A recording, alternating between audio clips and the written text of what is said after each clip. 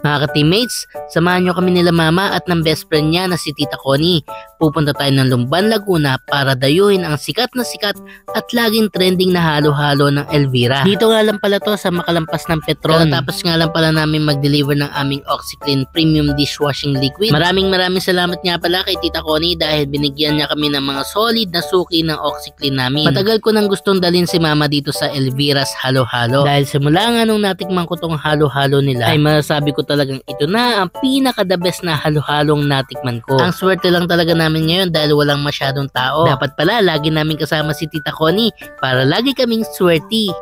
Uy, ito na ang aming halo-halo. Tingnan nyo naman kung gaano ka-espesyal ang aming halo-halo. Nakilala nga pala ang Elvira sa pagiging creamy ng kanilang halo-halo. O mga ka-teammates, pray muna tayo. O nakalimot na mag-pray si Tita Connie. Huli ka no. Natupad rin ang aking wish.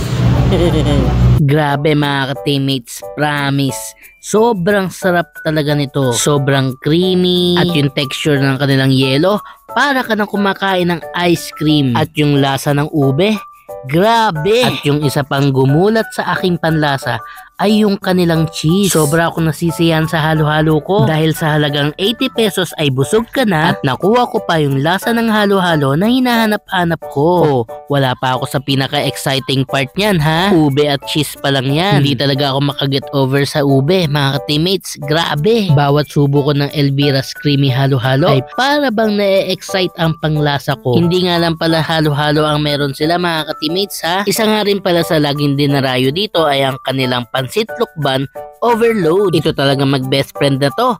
Halo-halo na ngayong kinakain namin.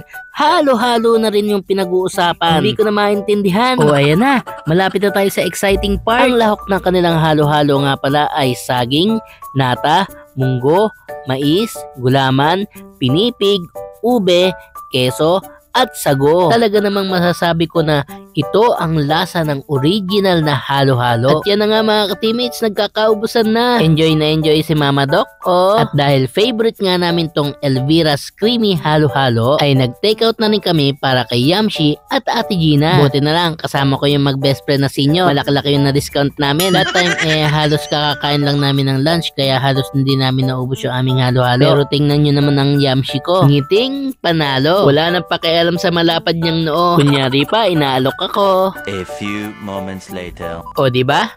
Pagbusog, tulog. Maraming salamat nga po pala sa binigay ni Tita Connie na pakimkim para kay Toby. Ihuhulog natin ngayon siya dito sa ating ipon challenge para kay Toby. Lahat ng nagbibigay ng pakimkim kay Toby ay dito namin nilalagay ni Yamshi. Meron pa akong mga hindi na ilalagay dito gaya ng mga padala ni Boss Jessie. Yun naman ay nasa ATM na ni Toby. At gagamitin natin yon sa birthday niya. Gamit ko nga pala dito yung ballpen ni Ma'am Abby. Mga ka-teammates, supportahan nga pala natin yung mga products ng Hungry Abby gaya ng flavored peanuts and mushroom chicharon. Dahil ang porsyento ng kita nito ay mapapapunta sa mga batang may cerebral palsy.